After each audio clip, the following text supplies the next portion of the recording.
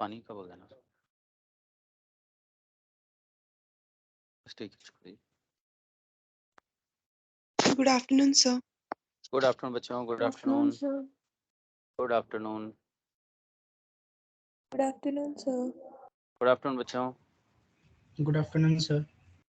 Good afternoon, good afternoon, Good afternoon, sir. Good afternoon बच्चों। Last कल क्या कराया था? रेजोनेटिंग स्ट्रक्चर, बॉन्ड पैरामीटर्स शायद पूरे हो गए थे शायद कल। Yes, बहुत sir. ठीक है, आज एक तो डाइपोल मोमेंट के बाद मॉलिक्यूलर ऑर्बिटल थ्योरी। ओके ठीक है, चलिए चालू करें बच्चों टॉपिक। Yes, sir. चलिए बेल भी हो गई, चालू करते हैं। नेक्स्ट आज का टॉपिक है। Good afternoon, sir. Good afternoon बच्चे, गुड आफ्टरनून। नेक्स्ट है डाइपोल मोमेंट।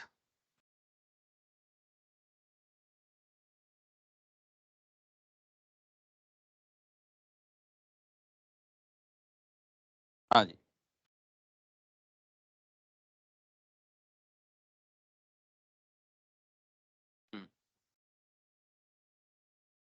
Dipole moment.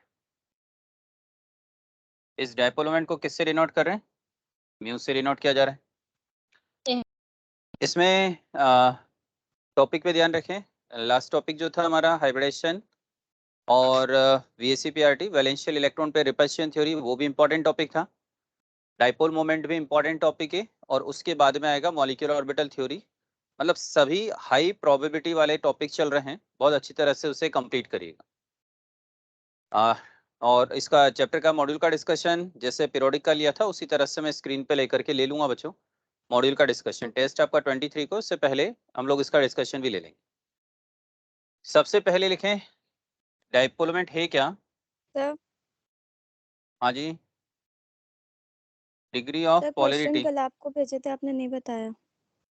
बच्चे डाउट Yes, क्लास sir. में बता देंगे उसको, डाउट क्लास में बता देंगे, ठीक है। Okay, sir. लिखें इसके अंदर डेफिनेशन लिखो सबसे पहले, या डेफिनेशन से पहले एक पॉइंट को समझ लीजिए बच्चों। यहाँ से डेफिनेशन लिखा उससे पहले एक एग्जांपल देखिए। यहाँ से HF, HCl, HBr और HI, ये आपको चार कंपाउंड्स दिए गए, HF, HCl, HBr और HI। इन चारों में से फ्लोरीन, क्लोरीन, ब्रोमीन, आयोडीन, सबसे ज्यादा इलेक्ट्रोनेगेटिविटी किसकी है? Fluorine. तो पार्शियल नेगेटिव, पार्शियल पॉजिटिव और सभी पर partial negative, partial positive charge आएगा। अब मुझे सिर्फ इतना सा बताइए कि मोस्ट पोलर बॉन्ड कौन सा इनमें से? सबसे ज्यादा बॉन्ड को, सबसे ज्यादा चार्ज किस पे आएगा? पॉजिटिव नेगेटिव चार्ज किस पे होगा? HF. HF के अंदर। क्यों? क्योंकि फ्लोरीन की इलेक्ट्रोनेगेटिविटी ज्यादा है, तो ये बॉन्ड कौन सा हो जाएगा हमारा? मोस्ट पोलर बॉन्ड, इन चारों में से मोस्ट पोलर बॉन्ड। तो अब आप देखिए कि बॉन्ड की पोलरिटी का जो मेजरमेंट किया जाता है वो मेजरमेंट किससे किया जाता है? डाइपोल मोमेंट से किया जाता है। तो इसका मतलब है कि जो बॉन्ड सब जितना ज्यादा पोलर होगा उसका डाइपोल मोमेंट क्या होगा? उतना ही ज्यादा होगा। तो इन चारों में से डाइपोल मोमेंट किसका ज्यादा होना चाहिए? इन चारों में से डाइपोल मोमेंट HF का डाइपोल मोमेंट सबसे ज्यादा होगा बच्चों। क्यों? क्योंकि इसमें बॉन्ड पोलरिटी सबसे मैक्सिमम है। तो कुल मिला के हम बॉन्ड पोलरिटी अब किस टर्म में मेजर करेंगे? डाइपोल मोमेंट की टर्म के अंदर मेजर करते हैं। फर्स्ट पॉइंट लिखिए, it is a vector quantity. First point लिखें, it is a vector quantity. It is a vector quantity. यदि ये वेक्टर क्वांटिटी है तो रिक्वायरमेंट किस किस की होगी आपको? Magnitude and direction. मैग्नीट्यूड की बात करें तो म्यू इक्वल टू होता है Q इंटू डी होता है। Q क्या है यहाँ पर? चार्ज। और डी क्या है? Inter nuclear distance. Inter nuclear distance, जिसे आपने क्या नाम दिया था? बॉन्ड लेंथ नाम दिया था। अच्छा, इसकी यूनिट की बात करें तो यूनिट क्या है इसके लिए? Yes, sir. Deboy. बाय, ठीक है ना। और 1D 3.33 into 10⁻⁻30 coulomb into metre, ये यूनिट कन्वर्जन है इसके लिए। और इसी 1D को यदि हम CJ सिस्टम में बात करें तो 1 इंटू 10⁻18 ESU। ESU की फुल फॉर्म क्या है? Electrostatic unit into centimetre. तो आपको यदि मैग्नीट्यूड फाइंड आउट करना है, जैसा हमने लिखा है कि डायपोल मोमेंट क्या है, वेक्टर क्वांटिटी है, तो वेक्टर क्वांटिटी तो आपको रिक्वायरमेंट किसकी होगी, मैग्नीट्यूड की, तो मैग्नीट्यूड यहां से निकाल लीजिए आप। सेकंड किसकी रिक्वायरमेंट होगी आपको, डायरेक्शन। डायरेक्शन की बात करें तो ए बॉन्ड बी, बी पर नेगेटिव है, ए पर पॉजिटिव है, तो इसके लिए डायरेक्शन होती है positive to negative, positive to negative इसके लिए डायरेक्शन है। बस ध्यान रखें एरो बना करके इसकी टेल पर हम क्या करते हैं, कट लगाते हैं ये। और ये तो हो गया बॉन्ड के लिए। And for lone pair, for lone pair के लिए डायरेक्शन की बात करें तो from central atom to lone pair, central atom से लोन पेयर की ओर होगी बच्चे। कैसे होगी अभी बनाते हैं, उसमें देखते हैं हम लोग। कंप्लीट करो यहाँ तक। हमने क्या लिखा, वेक्टर क्वांटिटी है, तो वेक्टर क्वांटिटी में दो की रिक्वायरमेंट है, मैग्नीट्यूड एंड डायरेक्शन। मैग्नीट्यूड यहाँ से आ गया, डायरेक्शन यहाँ से आ गई। हो गया कॉपी? Yes sir. ठीक है।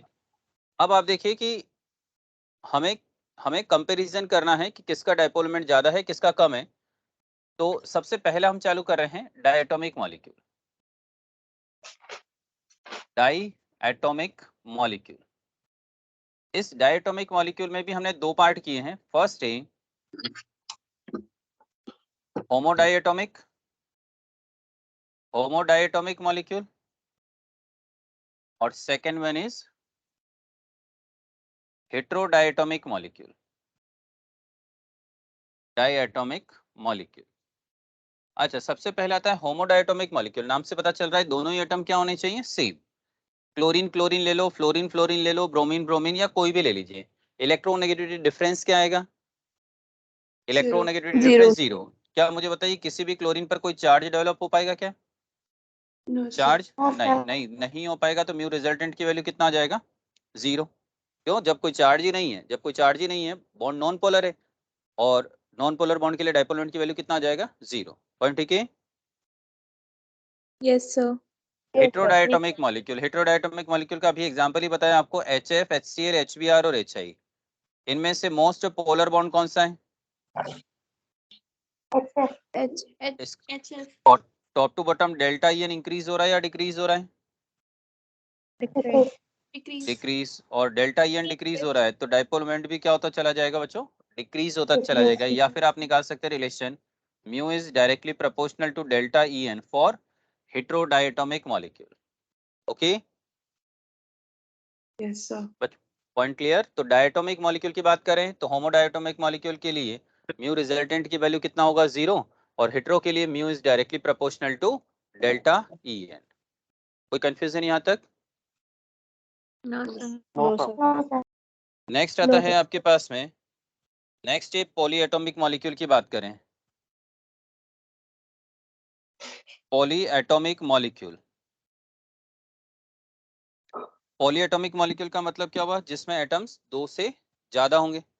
अच्छा, इसमें आपको करना क्या है, सबसे पहले आपको फाइंड ज्योमेट्री, फाइंड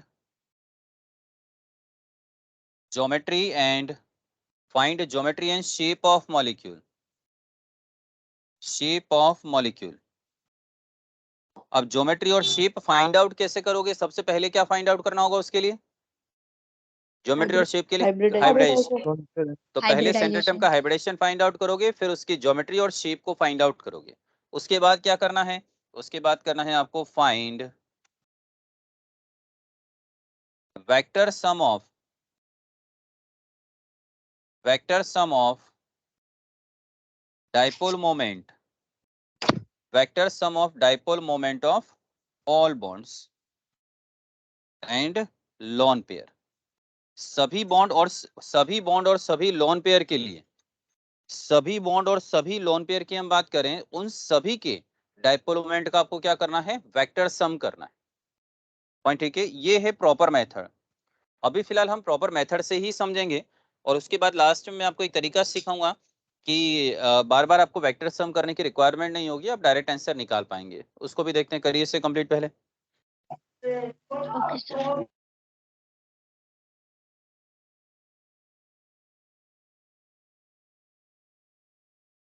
हो गया? Yes, sir. यस ठीक सर। है, चलिए कुछ एग्जाम्पल को समझते हैं हम और उसके बाद फिर दूसरा तरीका भी देखते हैं हम। सबसे पहले आता है, देखिए क्वेश्चंस किस तरह से पूछे जाएंगे। क्वेश्चन को बिल्कुल ध्यान से सुनिए, क्योंकि जनरली कई बार होता है कि आते हुए क्वेश्चन भी रॉन्ग हो जाते हैं ये, क्योंकि कॉन्सेप्ट बहुत छोटा सा ही है। बेरिलियम क्लोराइड, बेरिलियम का हाइब्रिडेशन क्या है? Beryllium hybridization SP. SP sp। sp में ज्योमेट्री कौन सी होगी? लीनियर। ये लीजिए, लीनियर बना दिया। Beryllium carbon chlorine, delta negative delta positive delta negative, dipole moment की डायरेक्शन डाइपोल मोमेंट की डायरेक्शन, इसके लिए म्यू लिख दिया, इसके लिए म्यू लिख दिया। कोई परेशानी किसी को? नहीं। इसका यहाँ पर बेरिलियम क्लोरीन बॉन्ड है, इसके डाइपोल म्यू हो गया, इसके लिए भी म्यू हो गया। रिजल्टेंट कितना आ जाएगा? 0। क्यों? क्योंकि इक्वल एंड अपोजिट डायरेक्शन है, equal and opposite direction, dipole moment की वैल्यू 0। अच्छा, मैं आपसे क्वेश्चन पूछ रहा हूँ, बताइए बॉन्ड्स पोलर है या नॉन पोलर है? बॉन्ड्स बॉन्ड्स पोलर है बच्चों। पोलर। और आपसे पूछा जाए, बताइए मॉलिक्यूल क्या है? Non polar. Molecule non polar. Point समझ में आया? Yes, sir. तो क्वेश्चन को ध्यान से पढ़िएगा कि क्वेश्चन में क्या पूछा गया है। और देखिए एक और एग्जांपल, CO2। CO2 में कार्बन हाइब्रिडेशन बताइए तो। SP. sp। ज्योमेट्री क्या हो जाएगी? ज्योमेट्री कौन सी? Linear. Linear geometry. Again dipole moment की direction equal and opposite direction. अब मुझे सिर्फ म्यू रिजल्टेंट यहाँ पर भी कितना आ गया? 0। आपसे पूछा जाए, बताइए बॉन्ड्स का क्या होगा? बॉन्ड बॉन्ड पोलर या नॉन पोलर है? पोलर। बॉन्ड पोलर है बच्चों, लेकिन मॉलिक्यूल क्या, ओवरऑल मॉलिक्यूल क्या हो जाएगा? Non non polar. Non-polar. Point ठीक है यहाँ तक? टर्मिनोलॉजी फिर समझ में आ रही है? मॉलिक्यूल का कैसे पता चलेगा कि पोलर है या non mu polar? Mu resultant equal to 0 है तो मॉलिक्यूल क्या हो जाएगा? Non polar. और mu resultant not equal to 0 है तो मॉलिक्यूल क्या हो जाएगा? पोलर हो जाएगा पोलर। बच्चे। Okay sir. ओके, और एग्जांपल देखो एक और, मैं बात कर रहा हूँ BF3 का। हाइब्रिडेशन कौन सा है? sp2 sp2। ज्योमेट्री कौन सी हो गई? ज्योमेट्री या शेप कौन सी हो गई? Trigonal trigonal. प्लेनर। चलिए अब देखिए, यहाँ से डाइपोल मोमेंट की डायरेक्शन डाइपोल मोमेंट की डायरेक्शन डाइपोल मोमेंट की डायरेक्शन, तीन फिजिक्स में पॉइंट एक पढ़ते हैं, किसी भी एक पॉइंट पर तीन फोर्स लग रहे हैं, 120 डिग्री पर लग रहे हैं। रिजल्टेंट कितना हो जाएगा? 0. म्यू रिजल्टेंट यहाँ पर भी 0। तो सेम कंडीशन में वापस लिख सकता हूँ यहाँ से। बॉन्ड्स की बात करूं तो बॉन्ड यहाँ पर भी पोलर है, लेकिन मॉलिक्यूल क्या है यहाँ पर? Non polar. Non polar. ठीक है ना? ऐसा नहीं है कि मैं लिख रहा हूँ, मैं एग्जांपल इसी तरह की ले रहा हूँ कि जिसमें एक तरह की कंडीशन आ रही है, लेकिन सभी के अंदर ऐसा हो जरूरी नहीं है। एग्जांपल देखो, हम दूसरा एक और एग्जांपल ले लेते हैं यहाँ से, CHCl3। CHCl3 chloroform. क्लोरोफॉर्म की हम बात करें, यहाँ से आप मुझे बताइए, यहाँ से कार्बन हाइब्रिडेशन कौन सा है? sp3 sp3 में ज्योमेट्री कौन सी हो गई? टेट्राहेड्रल। ये लीजिए, टेट्राहेड्रली अरेंज कर दिया CHCl3 को। अब मुझे बताइए यहाँ से कि क्या इसका डाइपोल मोमेंट जो दिख रहा है वो इन तीनों के साथ में बैलेंस हो पाएगा क्या? No, sir. No sir. नहीं। मुझे बताइए कि बॉन्ड क्या हो गया है? पोलर। और इसका mu resultant not equal to 0, लेकिन मॉलिक्यूल क्या हो जाएगा? मॉलिक्यूल भी पोलर। ठीक है? ओके। Sir? अच्छा, यहाँ से एक चीज और बताइए यहाँ से कि कार्बन और हाइड्रोजन में से इलेक्ट्रोनेगेटिविटी किस, एक मिनट बच्चे, कार्बन हाइड्रोजन में से इलेक्ट्रोनेगेटिविटी किसकी ज्यादा है? कार्बन की ज्यादा है ना, तो एरो मैंने उल्टा लगा दिया था, इसको सही करिएगा वापस। हाँ बच्चे अब बोलो। सर sp3 में चारों बॉन्ड्स आइडेंटिकल होंगे ना, कहीं पर भी कुछ भी रख सकते हैं? हाँ कहीं पे भी रखो ना, सब 109.28 है ना बच्चे, कहीं पर भी रख लो। मतलब वो क्लोरीन आपने ऊपर रखा है इसलिए पूछे, हाइड्रोजन नीचे भी रख लो रख बच्चे, सकते हैं। हाइड्रोजन को ऊपर रख लो, हाइड्रोजन को ऊपर रख लो, क्लोरीन को Yes, नीचे sir. रख लो। ठीक है Yes, बच्चों, sir. ठीक है, पूरा point clear? Yes, sir. Yes. चलो एक दो एग्जांपल और देखते हैं। अभी तक मैंने लोन पेयर का नहीं लिया है, लोन पेयर का भी अब एग्जांपल देखेंगे और देखते हैं। अभी यहाँ से एक आधा एग्जांपल और देख लो, फिर मैं थोड़ा तरीका सिखा देता हूँ। मैं बार बार इस तरह से निकालोगे टाइम भी लग रहा है आपको। एक एग्जांपल और देख लो, PCl5 हाइब्रिडेशन कौन सा है बच्चों? sp3d2 sp3d sp3d।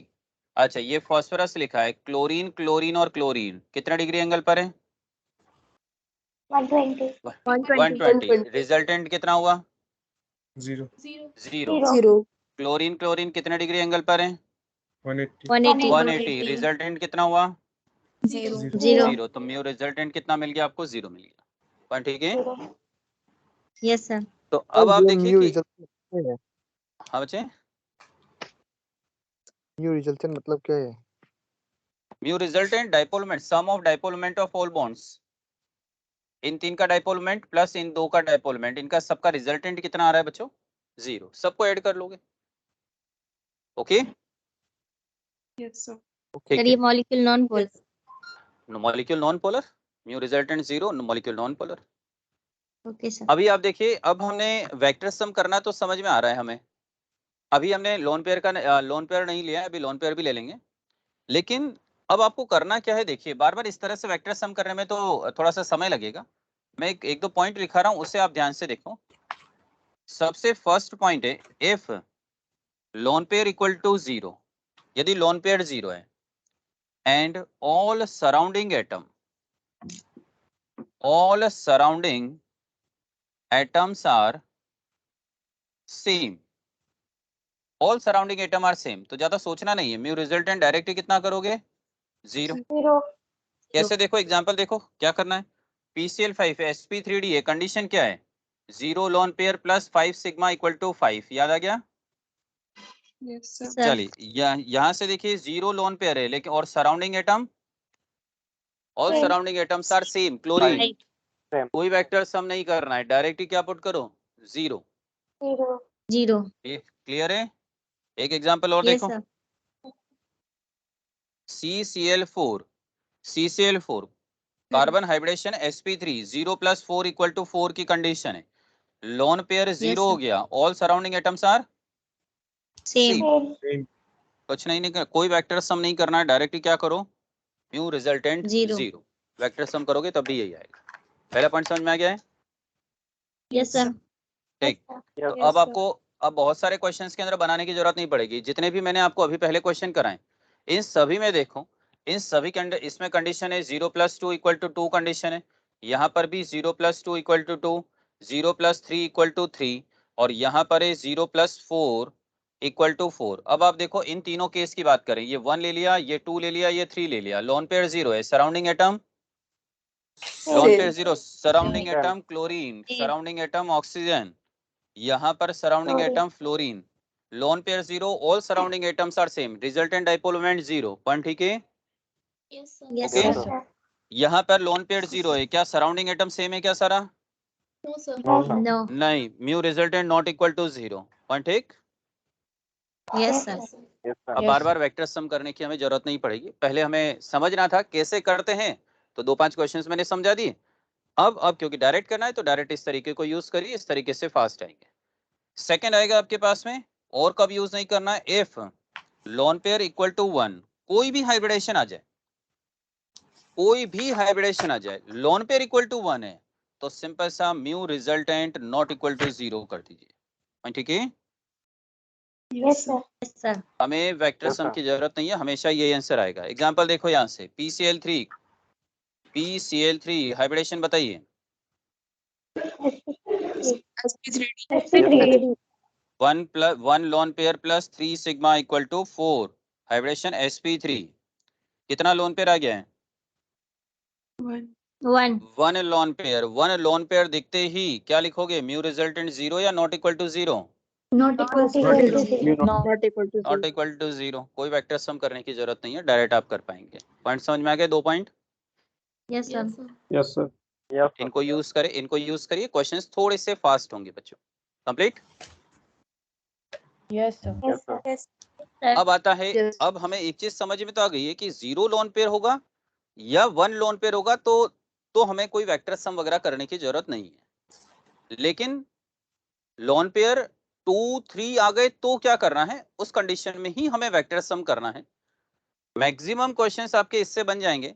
अब 2 लोन पेयर का एग्जांपल देखो, एक एग्जांपल हो रहा है XeF4, HCl4 2 lone pair plus 4 sigma equal to 6, कितना हो गया ये वाइब्रेशन कौन सा sp3d2। चलिए ध्यान से देखिए, ये जीनोन हो गया, ये फ्लोरीन और फ्लोरीन, डाइपोल मोमेंट कितना हुआ 0, fluorine fluorine dipole moment resultant कितना होगा 0। नेक्स्ट एक लोन पेयर यहाँ पर बना दिया मैंने, एक लोन पेयर यहाँ पर बना दिया। लोन पेयर के लिए डायरेक्शन क्या बताई थी आपको, central atom to lone pair ऊपर की तरफ, central atom to lone pair नीचे की तरफ, दोनों का रिजल्टेंट कितना हुआ 0 तो म्यू रिजल्टेंट की वैल्यू कितना आ गया बच्चों 0। पॉइंट समझ में आया। तो अब आप देखिए कि आपके लिए इतना इजी कर दिया है कि यदि 2-3 लोन पेयर्स आ जाए तभी वेक्टर सम करना है, अदरवाइज आपको कहीं पर भी वेक्टर सम की रिक्वायरमेंट नहीं। और देखते हैं एक एग्जांपल और देखो।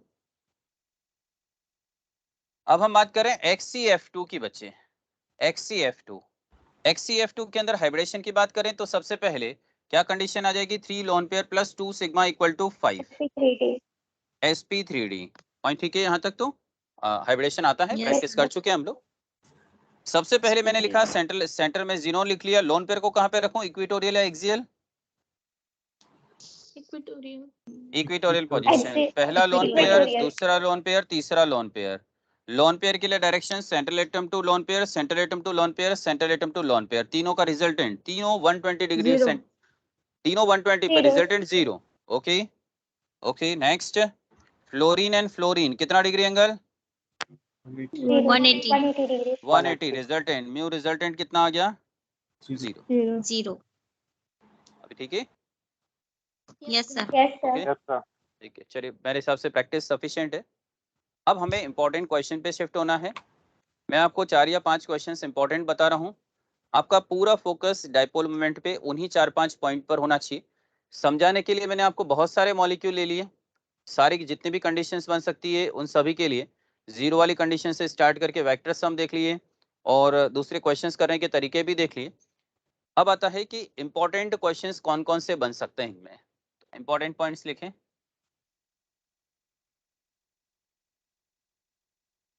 इंपॉर्टेंट पॉइंट्स कौन कौन से इंपॉर्टेंट पॉइंट है उसे सबसे पहला देखिए। एनसीईआरटी के सारे पॉइंट्स जो भी बता रहा हूं मैं सारे के सारे एनसीईआरटी के ही हैं और अच्छी तरह से ये 4-5 पॉइंट है वो अच्छी तरह से प्रिपेयर होना चाहिए। NH3 और NF3 दोनों में से डाइपोल मोमेंट किसका ज्यादा होगा NH3।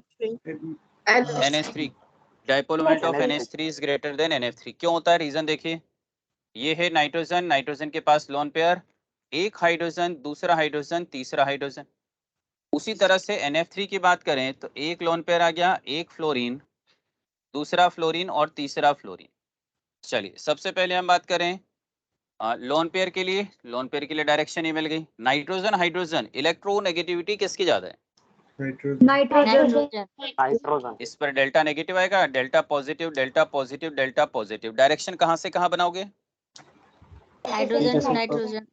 हाइड्रोजन से नाइट्रोजन, पॉजिटिव टू नेगेटिव। चलिए लोन पेयर के लिए ऊपर की तरफ है, तीनों बॉन्ड का जो रिजल्टेंट आएगा वो भी ऊपर की तरफ आएगा, तो वैल्यू Yes, sir. ऐड होगी या सब वैल्यू ऐड होगी या सब्ट्रैक्ट होगी, ऐड Add होगी, ठीक है ना। कितनी होगी उससे हमें कोई लेना देना नहीं है, क्योंकि एनसीईआरटी के अंदर न्यूमेरिकल वैल्यू डेटा तो दे रखे हैं लेकिन वैल्यूज हमें कोई याद नहीं करनी है। चलिए इधर आते हैं, लोन पेयर के लिए ऊपर की तरफ बना दिया central atom to lone pair. इस बार इलेक्ट्रोनेगेटिविटी किसकी ज्यादा है फ्लोरीन की। Fluorine, delta negative, delta positive, delta negative, delta negative. Direction direction direction. चलिए नाइट्रोजन लोन पेयर के लिए ऊपर आ गई, इसके लिए नीचे आ गया। वैल्यूज ऐड होंगी या सब्ट्रैक्ट हो रही है इस बार, सब्ट्रैक्ट। आप मुझे बता दीजिए कि अब दोनों में से डाइपोल मोमेंट ज्यादा किसका होना चाहिए NH3 का। एनसीईआरटी के अंदर पूरा हाफ पेज या 1 पेज पूरा एक्सप्लेन कर रखा है जो मैंने अभी आपको समझाया है।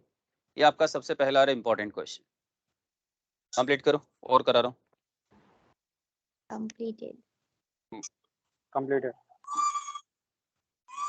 नेक्स्ट सेकंड क्वेश्चन है आपके पास में, CH3F, CH3Cl, CH3Br और CH3I, इन चारों के डाइपोल मोमेंट की बात करें। ये एनसीईआरटी क्वेश्चन है, कहां पर एनसीईआरटी इंटेक्स क्वेश्चन है, कहाँ पर मिलेगा आपको? हेलो एल्केन हेलोरीन के अंदर। ये इस चैप्टर के अंदर ये क्वेश्चन नहीं दे रखा, लेकिन हेलो एल्केन हेलोरीन है।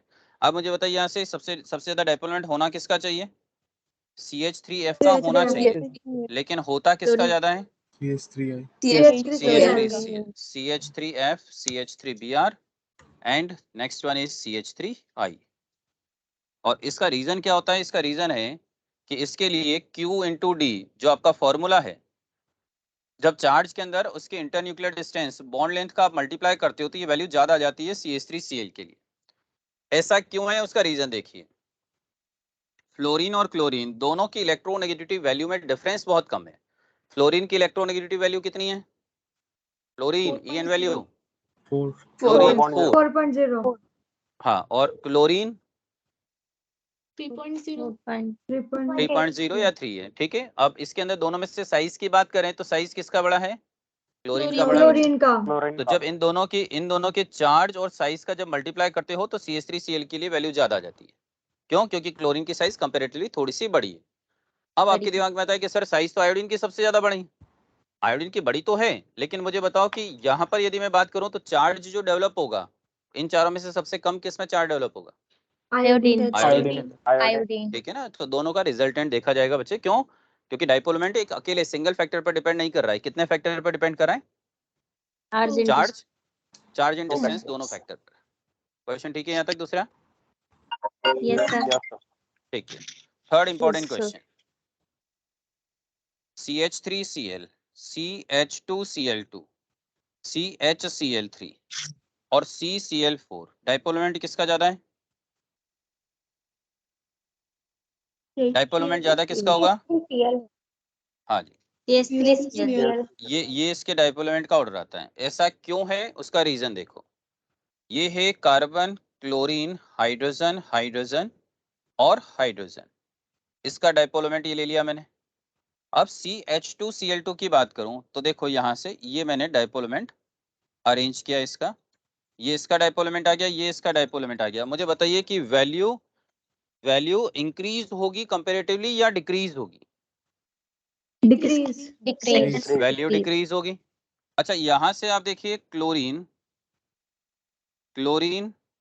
एंड क्लोरीन वैल्यू डिक्रीज और ज्यादा डिक्रीज होगी।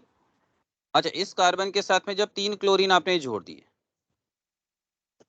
वैल्यू और ज्यादा डिक्रीज हो गई। और डिक्रीज होते ही वो बैलेंस हो गई। बैलेंस होते ही इसके लिए म्यू रिजल्टेंट की वैल्यू क्या हो जाती है? 0। 0 mu resultant equal to 0। Point ठीक है सारे? दोनों तीनों क्वेश्चन क्लियर? यस सर ये क्वेश्चन भी आपका हेलो एल्केन हेलोरीन के अंदर है, ये क्वेश्चन भी आपका हेलो एल्केन हेलोरीन है डाइपोल मोमेंट के अंदर। और एक और क्वेश्चन है वो भी करवा रहा हूं मैं अभी, ये आपके केमिकल बॉन्डिंग का है डाइपोल मोमेंट। अभी 1-2 क्वेश्चन और करा रहा हूं केमिकल बॉन्डिंग के, और ये सब इंपॉर्टेंट क्वेश्चन है डाइपोल मोमेंट के।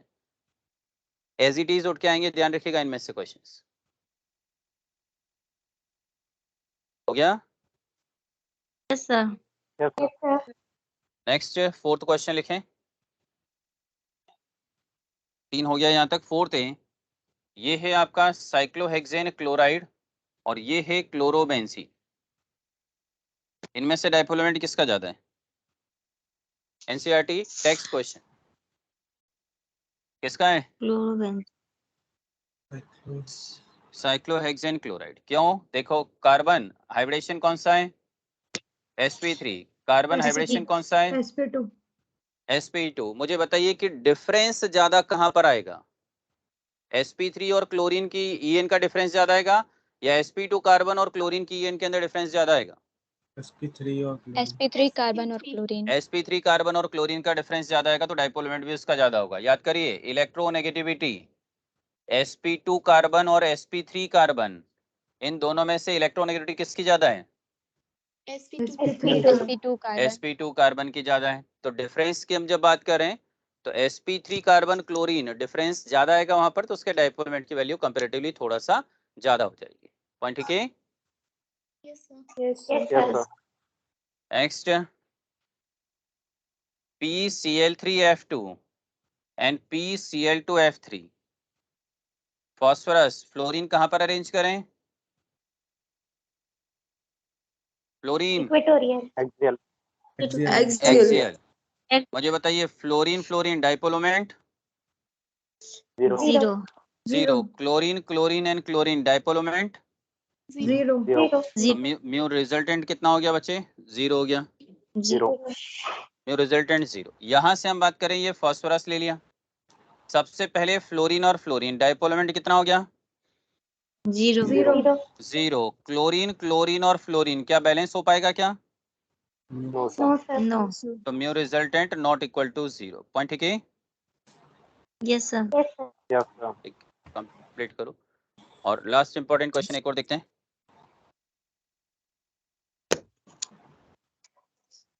ये है क्लोरोबेंजीन Cl और Cl, डाइपोल मोमेंट की वैल्यू कितना हो जाएगा? 0 0। 0 मेरा पोजीशन पर। और ध्यान से देखो इसी पॉइंट को, एक और क्वेश्चन समझा रहा हूं मैं यहाँ से। यहाँ पर आप देखिए, ये मैंने लिया है C triple bond N, C triple bond N, और यहाँ पर भी ये C ट्रिपल बॉन्ड N। मुझे बताइए कि यहाँ से सबसे पहले कंपैरिजन सिखा रहा हूँ उसको। देखो इस कार्बन का हाइब्रिडेशन कौन सा है? इस कार्बन का हाइब्रिडेशन sp2। sp2 में ज्योमेट्री कौन सी हो जाएगी? प्लेनर। इस कार्बन का Planar। हाइब्रिडेशन कौन सा है? sp में ज्योमेट्री कौन सी हो जाएगी? लीनियर। ये आपका बेंजीन है, और उसी के प्लेन के अंदर कौन आके जुड़ गया है? यहाँ पर उसी के प्लेन में आकर के CN। जुड़ गया है CN ग्रुप। तो इसका मतलब है दोनों सेम प्लेन के अंदर आ जाएंगे। दोनों सेम प्लेन में आएंगे तो इसका डाइपोल मोमेंट इसके डाइपोल मोमेंट के साथ में क्या हो जाएगा बच्चों? बैलेंस हो जाएगा। बैलेंस होते ही Balance। रिजल्टेंट वैल्यू कितना आ जाएगा? 0। एक और देखिए, N डबल बॉन्ड हो कोऑर्डिनेट बॉन्ड हो, N डबल बॉन्ड हो कोऑर्डिनेट बॉन्ड हो। ध्यान से वापस से सुनिए, यहाँ से हम बात करें इस कार्बन का हाइब्रिडेशन कौन सा है? sp2 sp2। नाइट्रोजन का हाइब्रिडेशन कौन सा है? sp3 again sp2। ये भी sp2 है, ये भी sp2, तो ट्राइगोनल प्लेनर ये भी बनाएगा, तो ट्राइगोनल प्लेनर ये भी बनाएगा। अगेन बेंजीन रिंग का कार्बन और NO2 का नाइट्रोजन, ये सब एक ही प्लेन के अंदर आ जाएंगे। NO2 ग्रुप और बेंजीन रिंग एक ही प्लेन में आ यस गए। सर एक ही प्लेन में आते ही इसका डाइपोल मोमेंट और इसका डाइपोल मोमेंट एक दूसरे के साथ में क्या हो जाएगा? बैलेंस हो जाएगा। तो इसका मतलब है कि जो 3 केस आपने लिखे हैं यहाँ पर, इन तीनों केसेस के अंदर रिजल्टेंट डाइपोल मोमेंट की वैल्यू कितना आ रहा है? 0 0। परसेंटेज पॉइंट ठीक है। तो लास्ट वाला एक और बार रिपीट कर दीजिए। यहाँ से कार्बन का हाइब्रिडेशन कौन सा है बच्चे? sp2 sp2। नाइट्रोजन का हाइब्रिडेशन कौन?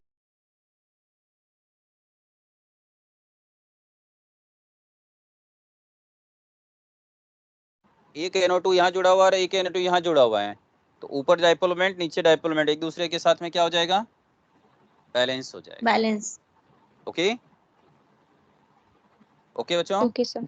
ठीक है। नेक्स्ट ये है OH, और ये भी जुड़ा हुआ है आपके पास में OH।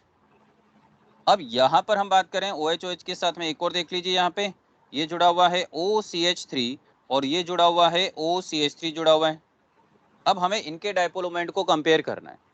अभी फिलहाल यदि हम बात करें पॉजिटिव टू नेगेटिव, एक तरह से अपोजिट दिखाई दे रहा है। लेकिन अब आप देखिए ध्यान से, यहाँ पर मैं इस बॉन्ड की बात कर रहा हूँ। इस बॉन्ड के अंदर ये कौन सा बॉन्ड है? ये कौन सा बॉन्ड है? ये कौन सा बॉन्ड है? Sigma bond. लेकिन रेजोनेंस आपको यदि याद हो तो फिनोल में रेजोनेंस होता है। रेजोनेंस के कारण यहाँ पर कौन से कैरेक्टर आएंगे? पार्शियल डबल बॉन्ड कैरेक्टर आ जाएंगे, ठीक है ना? हाँ, लेकिन वो पार्शियल कैरेक्टर है। हम इसे कुछ दूसरे तरीके से समझते हैं, उसे ध्यान से देखो, आपको ज्यादा अच्छी तरह से समझ में आएगा। आप लोगों ने एक वर्ड पढ़ा होगा कहीं पर भी, फ्री रोटेशन वर्ड पढ़ा है? Yes. Free rotation. Yes sir तो यहाँ पर अभी थोड़ी देर के लिए यहाँ पर पार्शियल पाइप बॉन्ड कैरेक्टर तो है, लेकिन पार्शियल कैरेक्टर होने के कारण इसका रोटेशन हो रहा है बच्चे। ये बॉन्ड भी रोटेट हो रहा है, ये बॉन्ड भी रोटेट हो रहा है। पर्टिकुलर किसी इंस्टेंट पर इसका डाइपोल मोमेंट और इसका डाइपोल मोमेंट अपोजिट चला गया तो वैल्यू क्या हो जाएगी? 0 लेकिन मुझे बताइए कि क्या हर पॉइंट पर ये एक दूसरे के अपोजिट चले जाएंगे क्या? नो सर हर पॉइंट पे अपोजिट नहीं होंगे, किसी पर्टिकुलर इंस्टेंट पर जाकर के अपोजिट होंगे। लेकिन उस इंस्टेंट के अलावा क्या ये दोनों एक दूसरे के अपोजिट होंगे क्या? नो नहीं। सर मुझे सिर्फ इतना सा बताइए कि एवरेज वैल्यू 0 आनी चाहिए या नॉट इक्वल टू 0 आनी चाहिए? Not equal to zero Not तो equals to इन दोनों 0. के लिए बात करें तो म्यू रिजल्टेंट एवरेज वैल्यू की बात करें तो कितना आ जाएगा? Not equal to equal to zero. zero. क्यों? क्योंकि जो केस यहाँ पर है वैसा ही केस यहाँ पर भी तो है। Yes, sir. सर आप इक्वल टू 0 लिखते हैं। क्या हो गया? Equal to equal to zero zero, लिख Not not equal to zero. Okay, okay, sir. ये है सर आपके। हाँ जी, सर सिग्मा के अराउंड फ्री रोटेशन पॉसिबल होता है ना? हाँ जी, सिग्मा बॉन्ड के कारण फ्री रोटेशन, पाई बॉन्ड होता है तो रेस्ट्रिक्टेड रोटेशन, लेकिन सर यहाँ यहाँ पर पर प्योर पार्शियल पाई बॉन्ड आएगा। पार्शियल पाई बॉन्ड है ना, तो बता रहा हूँ प्योर पाई बॉन्ड होगा तो रेस्ट्रिक्टेड रोटेशन, पार्शियल है तो partial pi bond character easily break हो सकता है बच्चे। ठीक है, ओके इजीली सर। मतलब इतना भी इजी नहीं है, लेकिन हम किससे कंपेयर कर रहे हैं? डबल बॉन्ड के डबल बॉन्ड से कंपेयर कर रहे हैं उससे। Okay sir. Okay, point complete है बच्चों। Yes, sir. ठीक है, ये सारे 5-6 क्वेश्चन है, बहुत अच्छी तरह से करिएगा। और एप्लीकेशन पार्ट के अंदर application of dipole moment, application of dipole moment की बात करें, सबसे फर्स्ट आता है if mu resultant equal to 0 है तो मॉलिक्यूल इज सिमेट्रिकल और unsymmetrical? Symmetrical Symmetrical. Molecule is symmetrical, molecule symmetrical होगा। और mu are not equal to 0 है तो इन जनरल क्या हो सकता है? ये अनसिमेट्रिकल भी हो सकता है। ठीक है ना, तो ये आप सिमेट्रिकल या अनसिमेट्रिकल रिजल्टेंट आप डाइपोल मोमेंट की रिजल्टेंट वैल्यू से भी कंपेयर कर सकते हैं। सेकंड आता है परसेंटेज आयनिक कैरेक्टर। यदि आपको परसेंटेज आयनिक कैरेक्टर कैलकुलेट करना है, आयनिक क्यों मुझे बताइए, HF के बीच में जो बॉन्ड है वो कोवेलेंट है या आयनिक है? Covalent bond, Covalent. शेयरिंग से बना है ना, Partially. शेयरिंग। वो अभी पार्शियल का देखते हैं, अभी फिलहाल शेयरिंग से बना हुआ है तो कोवेलेंट तो है, लेकिन इसके ऊपर कौन सा चार्ज आ गया? पार्शियल पॉजिटिव और पार्शियल नेगेटिव चार्ज आ गया। इसमें पार्शियल कौन से कैरेक्टर है जो पार्शियली डेवलप हो गए? Ionic Ionic character. तो वही हम कैलकुलेट कर रहे हैं कि कितना परसेंट आयनिक कैरेक्टर इसमें डेवलप हो गया है। तो परसेंटेज आयनिक कैरेक्टर कैसे निकालोगे? Mu observe divide by mu theoretical multiply by 100। Mu observe कहां से मिलेगा? ऑब्जर्व हमेशा कहां पर होगा? Given in question. अरे जो प्रैक्टिकली होगा, जो प्रैक्टिकली होगा वो तो हम देख ही नहीं पाएंगे कभी भी। जो प्रैक्टिकली होगा तो वो तो प्रैक्टिकल मेथड से कैलकुलेट होगा, तो ये हमेशा कहाँ होगा? Given in question. और थ्योरेटिकल वैल्यू की बात करें तो थ्योरेटिकली आपको कैलकुलेट करना है, तो कैसे कैलकुलेट करोगे? Mu equal to Q into D से D. कैलकुलेट करोगे। पॉइंट ठीक है? Yes, sir. ओके, एक क्वेश्चन की फॉर्मेट में देख लीजिए, calculate percentage ionic character in HCl। आपको म्यू ऑब्जर्व गिवन है 1 डेबाई और इंटरन्यूक्लियर डिस्टेंस जिसे आपने क्या नाम दिया है? बॉन्ड लेंथ 1.275 एंगस्ट्रॉम आपको गिवन है। करिए सॉल्व। अच्छा, इसके अंदर ध्यान रखिएगा कि यदि +1 -1 चार्ज लेते हैं, ये आ गया -1 और +1, तो -1 चार्ज का मतलब चार्ज कितना लोगे? अरे -1 चार्ज का मतलब है 1. चार्ज कितना लोगे? -1 चार्ज का 1 मतलब है इलेक्ट्रॉन का। 1.6 × 10⁻19 कूलम। 1.6 × 10⁻19 कूलम। चलिए कैलकुलेट कर देता हूं मैं, देखिए यहां से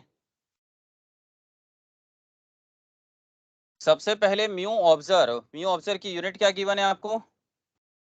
20 by 1 डिवाइड, तो 1 डिवाइड को 1 divide equal to coulomb into metre में कन्वर्ट करूं कितना आता है? 3.33 इंटू 10⁻30 कूलम इंटू मीटर। तो हमें परसेंटेज आयनिक कैरेक्टर कैलकुलेट करना है, तो म्यू ऑब्जर्व की बात करें तो 1 इंटू 3.33 10⁻30 कूलम इंटू मीटर। यहाँ तक ठीक है? yes, sir. कौन सी वैल्यू पुट करी हमने? कौन सी वैल्यू है? Coulomb metre. अरे वैल्यू कौन सी है? Mu observe. Observed. अब mu calculate charge into distance से, चार्ज कितना है? 1.6 10⁻19 और डी कितना है? 1.275 इंटू 10⁻10 हो गया। ये कूलम्स में आ गया, ये मीटर में आ गया। ऊपर भी कौन सी यूनिट है? ऊपर कौन सी यूनिट है? Coulomb into metre. डिनोमीटर में भी कौन सी यूनिट है? इंटू 100 कर लीजिए, सॉल्व कर लीजिए, यहाँ से आपका आंसर आ जाएगा। पॉइंट समझ में आ गया है? Yes sir. कितना आ रहा है? 20%। 20 ज्यादा आ रहा है शायद, देखो एक बार। जो भी आ रहा है चलिए, पॉइंट तो क्वेश्चन तो समझ में आ गया, कैसे अटेम्प्ट करना है? Yes sir. ठीक, तो ये था आपका डाइपोल मोमेंट टॉपिक, आपका पूरा कंप्लीट है। आप चाहें तो मॉड्यूल के जितने भी क्वेश्चन हैं वो कंप्लीट कर सकते हैं या एनसीईआरटी के कंप्लीट करिएगा। अच्छा, क्वेश्चन में क्या ध्यान रखना है? क्वेश्चन में लिखा हुआ which of the following molecule having permanent dipole moment, किसमें परमानेंट डाइपोल मोमेंट है? इसका मतलब क्या है? म्यू रिजल्टेंट 0 होना चाहिए या नॉट इक्वल टू 0 होना चाहिए? Not equal. Not Not equal equal to to zero. 0। तो परमानेंट डाइपोल मोमेंट है उसमें, इसका मतलब mu resultant equal to not equal to 0 से चेक करिए। कंप्लीट? Yes sir. नेक्स्ट, अगला इंपॉर्टेंट टॉपिक है बच्चों, molecular orbital theory. Molecular orbital theory. अब आता है, देखिए मॉलिक्यूलर ऑर्बिटल थ्योरी अभी तो मैं आपको डिटेल में पूरी एक्सप्लेनेशन करूंगा मैं, क्योंकि एनसीईआरटी में जिस सीक्वेंस में दिया है उसी सीक्वेंस में सारे पॉइंट्स आपको समझ में आने चाहिए। और जैसे ही वो सारे पॉइंट्स कंप्लीट हो जाएंगे उसके बाद में मैं आपको सिर्फ 3 या 4 पॉइंट लिखूंगा, बस उतना ही। ओवरऑल ध्यान रखें, रिवाइज करोगे तो 5 मिनट 10 मिनट्स मैक्सिमम लगेंगे। 5-7 मिनट के अंदर पूरी की पूरी मॉलिक्यूलर ऑर्बिटल थ्योरी आपकी रिवाइज हो जाएगी और क्वेश्चंस भी बन जाएंगे सारे के सारे। सबसे पहले मॉलिक्यूलर ऑर्बिटल थ्योरी की रिक्वायरमेंट क्या है, तो देखिए यहाँ से मॉलिक्यूलर ऑर्बिटल थ्योरी। मुझे एक चीज बताइए, सबसे पहला पॉइंट है according to VBT valence bond theory, nature of O2 कौन सा होगा? डायमैग्नेटिक। डायमैग्नेटिक। वीबीटी जब पढ़ रहे थे तो हमने इसे एक्सप्लेन किया था। अच्छा, इसका एक्चुअल बिहेवियर कौन सा होता है? पैरामैग्नेटिक। तो according to molecular orbital theory इसका O2 का नेचर हो जाएगा पैरामैग्नेटिक।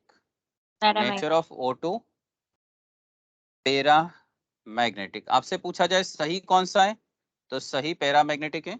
तो ऑक्सीजन के पैरामैग्नेटिक बिहेवियर को प्रूव करने के लिए सबसे पहले क्या दी गई थी बच्चों? Molecular orbital theory. पहला पॉइंट समझ में आ गया है? Yes sir.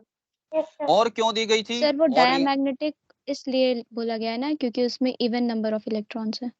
अनपेयर्ड इलेक्ट्रॉन्स नहीं बचते हैं बच्चे, according to VBT unpaired electrons नहीं होंगे, इसीलिए इसका नेचर डायमैग्नेटिक होगा। लेकिन जब मॉलिक्यूलर ऑर्बिटल थ्योरी इसके प्रैक्टिकली बिहेवियर देखा गया तो पैरामैग्नेटिक था। तो जब पैरामैग्नेटिक बिहेवियर को एक्सप्लेन करने के लिए मॉलिक्यूलर ऑर्बिटल थ्योरी का यूज किया गया तो इसमें देखा गया क्या मिल गया आपको? Unpaired electron. आगे चल करके देखोगे कितने अनपेयर्ड इलेक्ट्रॉन? 2 अनपेयर्ड इलेक्ट्रॉन्स होंगे। और जब 2 अनपेयर्ड इलेक्ट्रॉन होंगे तो इसका नेचर कौन सा हो जाएगा? पैरामैग्नेटिक। पॉइंट ठीक है, अभी बनाएंगे इसको, डिटेल में बनाते हैं। और क्यों दी गई, क्या रीजन था? To explain fractional bond order. Fractional bond order, fractional bond order को एक्सप्लेन करने के लिए भी मॉलिक्यूलर ऑर्बिटल थ्योरी का यूज किया गया। तो ये 2 मेन यूज ध्यान रखें, बाकी तो एक एक करके आ ही जाएंगे कि किस तरह से क्या क्या यूज किए गए। पॉइंट समझे? सबसे पहले मैं कुछ थ्योरेटिकल पॉइंट समझा रहा हूं मैं। क्या क्या पॉइंट है? कोर पॉइंट देख लीजिए एक बार इसका। जितने भी एटॉमिक ऑर्बिटल हैं,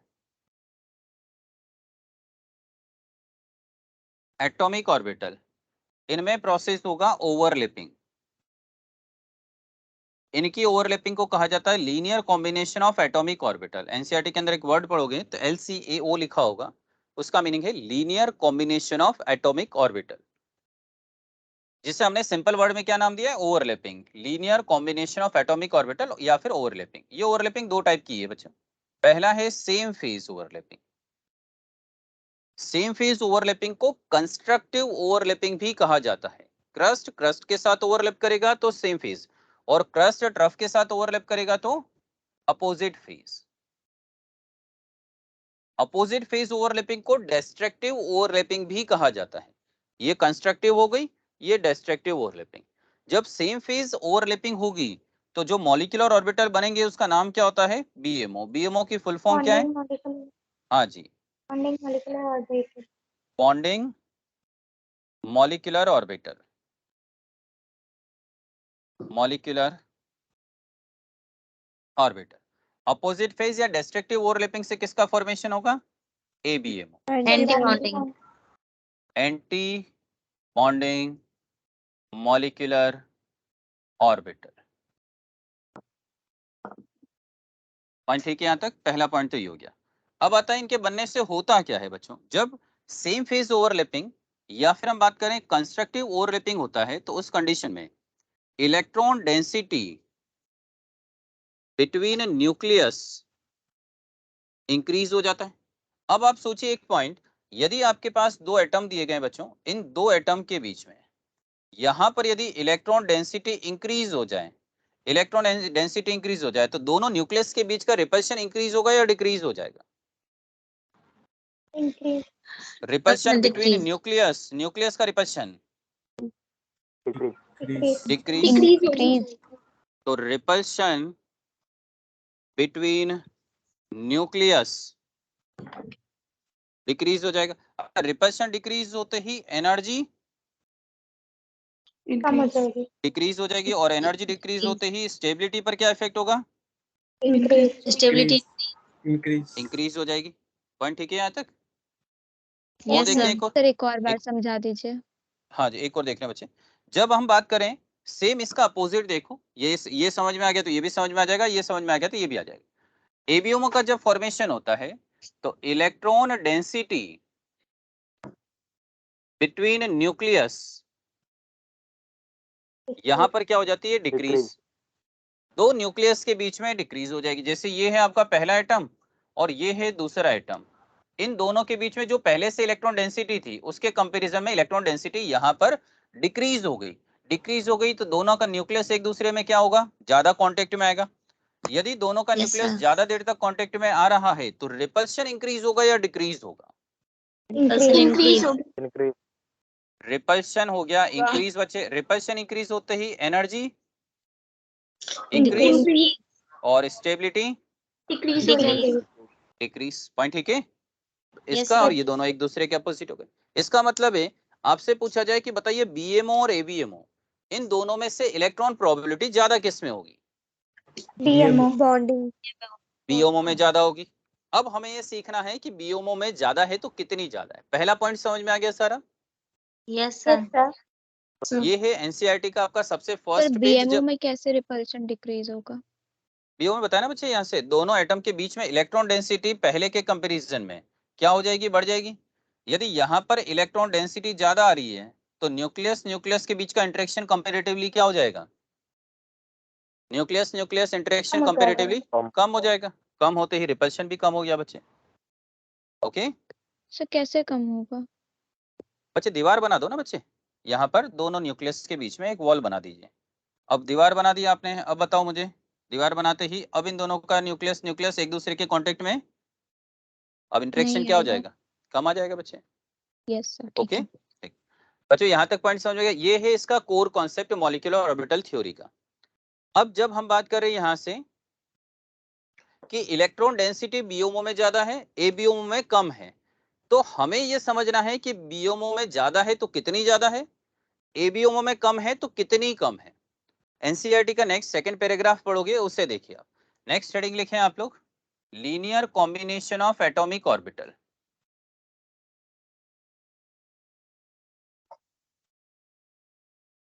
linear combination of atomic orbital. सबसे फर्स्ट हम समझ रहे हैं यहां पर formation of BMO, bonding molecular orbital formation. जैसा कि अभी हमने सीखा कि बीएमओ का जब फॉर्मेशन होगा वो कंस्ट्रक्टिव ओवरलैपिंग के कारण होता है। कंस्ट्रक्टिव का मीनिंग क्या है? एक का क्रस्ट दूसरे के क्रस्ट के साथ ओवरलैप करेगा। ध्यान से देखो यहां से, इसके लिए ये है एटॉमिक ऑर्बिटल बच्चों, ये है एटॉमिक ऑर्बिटल। दूसरा भी क्या है? दूसरा भी एटॉमिक ऑर्बिटल है। एटॉमिक ऑर्बिटल वेव आप लिख सकते हैं, एटॉमिक ऑर्बिटल वेव। याद है, न्यूक्लियस के चारों तरफ जब इलेक्ट्रॉन रिवोल्व करेगा Yes, तो sir. कौन सा पाथ फॉलो करेगा? Wave. Circular path. Circular path, Sir. लेकिन सर्कुलर पाथ में तो है, लेकिन वो मोशन कौन सा है उसका? Wave motion. Wave motion. मुझे बताइए सेकंड शेल में जब इलेक्ट्रॉन रिवॉल्व कर रहा है तो कितनी वेव्स बनेगी? 2 टू। 2 और n=5 में यदि रिवॉल्व कर रहा है तो नंबर ऑफ वेव्स कितना है? 5. 5 5। Five. याद है ना, 5. 2πr = n lambda. Yes, तो sir. उसी में से मैंने एक वेव को बाहर निकाल लिया। अच्छा, इस वेव के एम्पलीट्यूड को किससे डिनोट करोगे? एम्पलीट्यूड को साई1 से। साई1 यहाँ पर कितना आ जाएगा? साई2 साई2।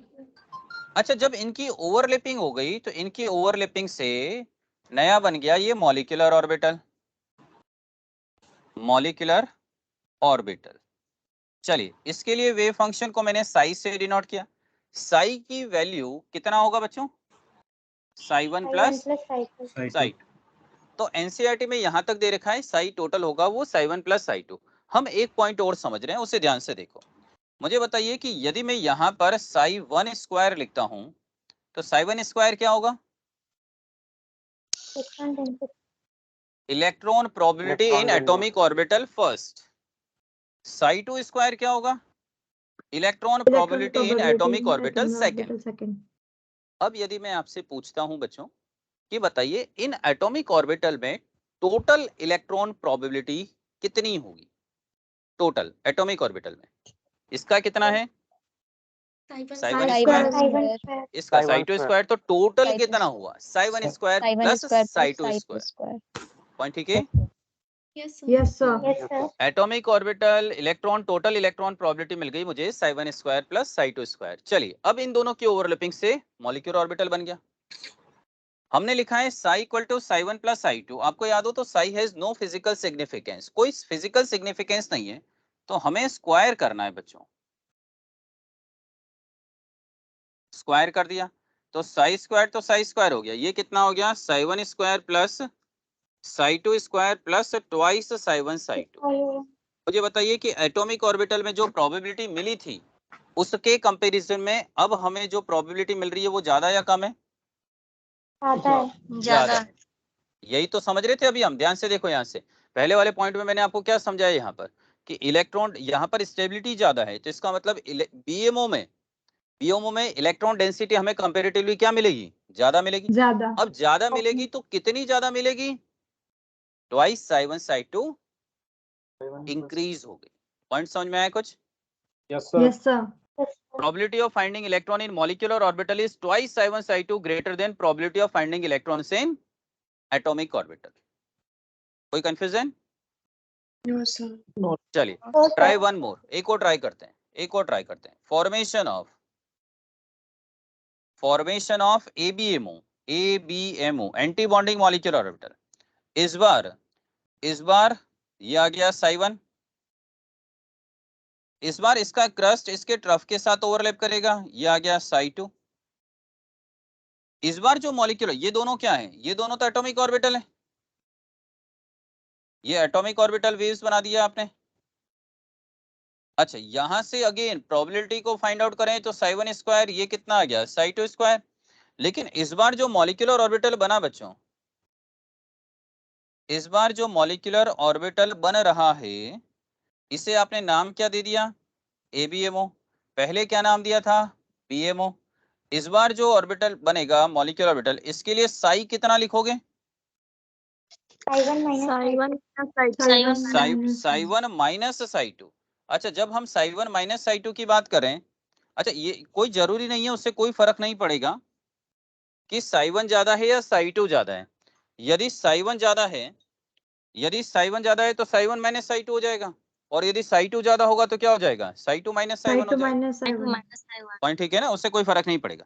और अगेन वापस Yes, sir. आइए यहाँ से, psi has no physical significance, कोई फिजिकल सिग्निफिकेंस नहीं है, स्क्वायर कर सकते हो। Yes Yes, sir sir. Psi one minus psi two whole square हो गया बच्चों यहाँ से, तो ये आ गया साई स्क्वायर, ये आ गया psi one square plus psi two square minus twice psi one psi two. Yes, तो sir. इस बार देखो, इस बार घट गया. इलेक्ट्रॉन प्रोबेबिलिटी डिक्रीज हो गई। कम हो गया। कितने कितने डिक्रीज हो गई? Twice minus 7/2। कुछ आ रहा है समझ में? Yes sir. मैं सिर्फ ये समझाना चाह रहा हूँ कि बीएमओ में इलेक्ट्रॉन प्रोबेबिलिटी ज्यादा है। कितनी ज्यादा है? Twice 7/2। एबीएमओ में इलेक्ट्रॉन डेंसिटी, इलेक्ट्रॉन प्रोबेबिलिटी की बात करें, वो एटॉमिक ऑर्बिटल के कंपैरिजन में डिक्रीज हो गई। कितनी डिक्रीज हो गई? Twice 7/2 डिक्रीज हो गई। Clear? Yes, yes sir. Sir. ठीक है बच्चों, ये था हमारा सेकंड पैराग्राफ जो एनसीईआरटी के अंदर आगे रीड करोगे। वहां पर psi1 प्लस psi2 तक दे रखा है, psi1 माइनस psi2 तक हमने एक पॉइंट और एक्सप्लेन कर लिया। अब आप वहां पर लैंग्वेज रीड करोगे तो समझ में आ जाएगा। पॉइंट ठीक है यहाँ तक का सारा? Yes sir. ठीक है, चलिए अब देखिए यहाँ से लास्ट पॉइंट आज के लिए। अब ओवरलैपिंग समझा रहा हूँ। कल की क्लास में इसके क्वेश्चंस कैसे अटेम्प्ट होंगे वो सारा हो जाएगा, और सारे के सारे क्वेश्चंस हैं हाइड्रोजन से लेकर के लास्ट नियॉन तक। ट्राई करूंगा कि मैं सारे क्लास में ही हो जाए। ओवरलैपिंग की बात करें बच्चों तो सबसे फर्स्ट ओवरलैपिंग है आपके पास में एसएस ओवरलैपिंग। 2 मिनट का टॉपिक है, देख लीजिए, बस फ्री कर देते हैं। एसएस ओवरलैपिंग से बॉन्ड कौन सा बनता है? स्फेरिकल। सिग्मा बॉन्ड बनता है सिग्मा। बच्चों। तो जब Yes, sir. Same phase overlapping होगी बच्चों, सेम फेज ओवरलैपिंग, तो सेम फेज ओवरलैपिंग होगी तो दोनों न्यूक्लियस के बीच में इलेक्ट्रॉन डेंसिटी क्या हो जाएगी? बढ़ जाएगी। हाँ ज्यादा। Increase. ये लीजिए, ये इलेक्ट्रॉन डेंसिटी थोड़ा सा स्फेरिकल बनता है, ये ओवल शेप के अंदर बनता है, ये ओवल शेप के अंदर बन जाता है, और ये 2 न्यूक्लियस हो गया। एसएस के ओवरलैपिंग से सिग्मा बॉन्ड का फॉर्मेशन हुआ, तो आप इसे नाम दे सकते हैं सिग्मा एस नाम दे सकते हैं। अच्छा, एक छोटा सा क्वेश्चन और सुनिए, इस एटम के अंदर न्यूक्लियस कितने हैं? वन। 1। तो One. इसका मतलब है कि एटम की बात करें तो एटम मोनोसेंट्रिक होते हैं, या एटॉमिक ऑर्बिटल की बात करें तो एटॉमिक ऑर्बिटल क्या होंगे? मोनोसेंट्रिक। एक सेंटर होगा, एक न्यूक्लियस होगा। लेकिन ये बना है सेम फेज ओवरलैपिंग से बीएमओ, मॉलिक्यूलर ऑर्बिटल। इस मॉलिक्यूलर ऑर्बिटल में न्यूक्लियस कितने बन गए? 2. 2। तो ये क्या हो गया? डाइसेंट्रिक। Yes sir. हमारे सिलेबस के अंदर molecular orbital theory diatomic molecule की है, लेकिन यही मॉलिक्यूलर ऑर्बिटल थ्योरी पॉलीएटॉमिक की भी हो सकती है। तो आपसे पूछा जाए कि एटॉमिक ऑर्बिटल मोनोसेंट्रिक है, लेकिन मॉलिक्यूलर ऑर्बिटल क्या हो सकते हैं? वो पॉलीसेंट्रिक हो सकते हैं। पॉलीसेंट्रिक, यहाँ पर Yes, 2 sir. का ओवरलैपिंग करा रहे हैं तो डाइसेंट्रिक हो गया। जब पॉलीएटॉमिक मॉलिक्यूल होगा तो वो पॉलीसेंट्रिक हो सकते हैं। पॉइंट समझ में आ गया? टर्म समझ में आ गया? सेंट्रिक का मीनिंग है सेंटर, सेंटर में कौन है? Nucleus. Okay Yes, sir. Okay. Yes, sir. Next, opposite phase. Opposite phase में अब जब इन दोनों की ओवरलैपिंग कराओगे, अपोजिट फेज, इन दोनों के बीच में इलेक्ट्रॉन डेंसिटी इंक्रीज कर रही है या डिक्रीज कर रही है? डिक्रीज। डिक्रीज कर रही है, तो ये डिक्रीज कर देते हैं बच्चों। ये लीजिए, डिक्रीज कुछ इस तरह से हो जाती है। अब जब डिक्रीज हो जाती है तो यहाँ पर एक प्लेन जनरेट हो जाता है। इस प्लेन को क्या कहा जाता है? Nodal plane. ओके, एक प्लेन जनरेट हो गया जिसे क्या नाम दिया जाएगा? Nodal plane. याद करिए, नोड क्या होते हैं? जहां पर इलेक्ट्रॉन डेंसिटी की वैल्यू क्या होती है? 0। जीरो। ये बीएमओ बना था, ये बन गया बच्चों एबीएमओ बन गया। एबीएमओ, ये इसका नाम सिग्मा एस है, तो इसका नाम क्या दे दो? सिग्मा स्टार एस नाम दे दो। Star S. पॉइंट ठीक है। यस अब सर। एनसीईआरटी Yes, के sir. अंदर ध्यान रखिएगा, एनसीईआरटी में सेम फेज अपोजिट फेज कहीं नहीं लिखा हुआ है। एनसीईआरटी के अंदर साइन दे रखे हैं, प्लस माइनस साइन। अभी बताते हैं, 2 मिनट देख लेते हैं उसको भी। अब आता है पीपी कोएक्सियल। कोएक्सियल से कौन सा बॉन्ड बनेगा? पाई। कोएक्सियल से सिग्मा। Sigma bond. Sigma. अरे कोएक्सियल अलोंग द एक्सिस। हाँ सर। ऑक्सियल। चलिए, यहां से मैं अभी फिर वापस लिख रहा हूं सेम फेज और अपोजिट फेज। अभी आगे आएगा प्लस माइनस साइन, कैसे यूज करते हैं उसे देखते हैं। सेम फेज ओवरलैपिंग होगी तो दोनों न्यूक्लियस के बीच में यहां पर हमें क्या करना है? इलेक्ट्रॉन डेंसिटी को इंक्रीज। इंक्रीज करना है। तो ये यहां पर आप लोब देखोगे तो ये लोब थोड़ी सी बड़ी साइज का हो जाएगा और ये लोब थोड़ा छोटी साइज का हो जाएगा, क्योंकि इलेक्ट्रॉन डेंसिटी को आपने इंक्रीज कर दिया। कोएक्सियल से कौन सा बॉन्ड बनेगा? सिग्मा। सिग्मा। मैंने मान लिया कि ये ऑर्बिटल कौन से हैं? पीजेड है। ये भी कौन सा है? पीजेड है। तो इसका नाम क्या हो गया? Sigma sigma PZ PZ. PMO. Next, opposite phase overlapping की बात कर रहे हैं, तो अपोजिट फेज ओवरलैपिंग में इन दोनों के बीच में इलेक्ट्रॉन डेंसिटी को क्या करना है बच्चों? कम। कम करना है। ये लीजिए, ये कम कर दिया मैंने। कम करते ही क्या जनरेट हो गया? Nodal plane. Nodal plane. ये सिग्मा पीजेड था, इसका नाम क्या दे दिया? Sigma star Sigma PZ. star PZ. ये बन गया एबीएमओ। ये ABM. एनसीईआरटी के अंदर आप देखोगे तो लेफ्ट हैंड साइड पेज के अंदर एक पूरा का पूरा ऑरेंज या रेड कलर के अंदर पूरे सारे डायग्राम दे रखे हैं और उसमें प्लस माइनस साइन है। प्लस माइनस साइन अभी मैं लगा रहा हूँ थोड़ी देर में। यहाँ तक ठीक है? Yes, sir. Yes, sir. Last point एक थर्ड कलर पॉइंट कौन से कलर का है? हाँ बच्चे, नेक्स्ट है collateral overlapping. PP collateral overlapping कौन सा बॉन्ड बनेगा? पीपी पाई कोलेटरल कौन सा बनेगा? पाई बॉन्ड बन जाएगा। अब जब पाई बॉन्ड का फॉर्मेशन हो रहा है, पाई बॉन्ड का फॉर्मेशन जब सेम फेज है या फिर opposite phase, same phase overlapping होगी। अच्छा, यहां से आप मुझे बताइए कि जब सेम फेज है तो इन दोनों के बीच में इलेक्ट्रॉन डेंसिटी को क्या करना है? Increase. इंक्रीज। यहाँ तो न्यूक्लियस था तो ये तो मैंने पहले से बना दिया है क्योंकि यहाँ तो इलेक्ट्रॉन मिलेंगे ही नहीं।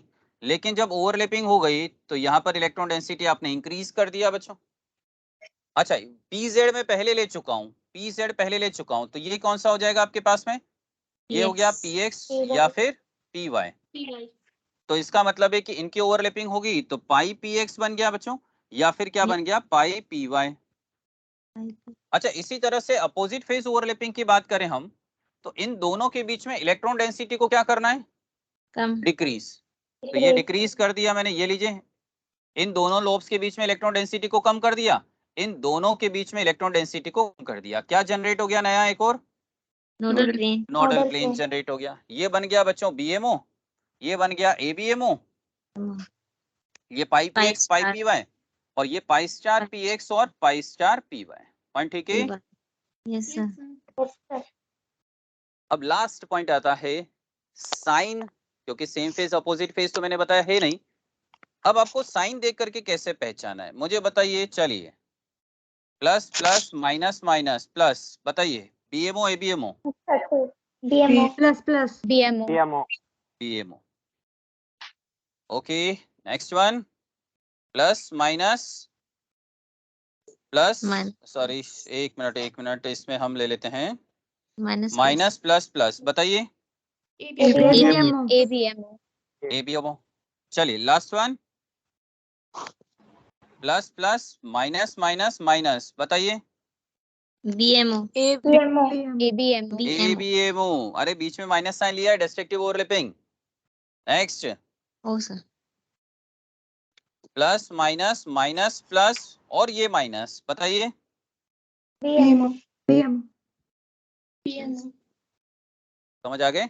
मैंने same phase sir. Opposite phase लिखा Yes, था, sir. उसकी जगह Last साइन आ वाला नहीं जाएंगे तो समझ कर आया। लोगे? Okay. Last वाला तो sir, लास्ट कर वाला दीजिए. नहीं समझ गया। अरे बच्चों, ये प्लस है, आप इसको इस तरह से समझो, ये नेगेटिव साइन है तो इसको उल्टा कर लो। ये नेगेटिव साइन है, इसको उल्टा करोगे तो प्लस प्लस के साथ ओवरलैपिंग करेगा, माइनस माइनस के साथ ओवरलैपिंग करेगा, तो क्या बन जाएगा? बीएमओ। यहाँ पर BMO, नेगेटिव हाँ. साइन है, इसको भी उल्टा कर लो। जब इसको रिवर्स करोगे तो इसका प्लस किसके साथ ओवरलैप करेगा? माइनस के साथ। Minus. अभी तो ठीक है देखने का तरीका। समझ गए. Yes sir. Bye bye, Okay, sir. कल Thank you, मिलते हैं sir. बच्चों, ठीक है? Result. हाँ, Thank you sir. Result. आज का notes of states of matter, sir. States of matter Amit sir share कर देंगे, आज ही करेंगे बच्चे, आज आ जाएंगे बच्चे। कल का भी आ जाएगा, कल का भी आ जाएगा, आज का भी आ जाएगा बच्चे। Sir, हाँ sir, share your written notes, sir. हाँ, रिटर्न नहीं सर, कंप्लीट करा रहे हैं ना बच्चे, अमित सर करा रहे हैं, वो कराएंगे बच्चे कंप्लीट। रिटर्न नोट शेयर कर देंगे बच्चे, आज ही करेंगे अभी। Result वो क्या बोल है? रहे थे, Second का. विकास सर Test को का. बोलेगा बोल रहे। हाँ हाँ, मैं आज शेयर करा दूंगा, आज ही कराऊंगा बच्चे, मैं ही कराऊंगा अभी। अभी सर को ग्रुप में जो ऐड कर देंगे, सर शेयर कर देंगे अभी। Okay okay, thank you sir. Sir, Okay. FT का result.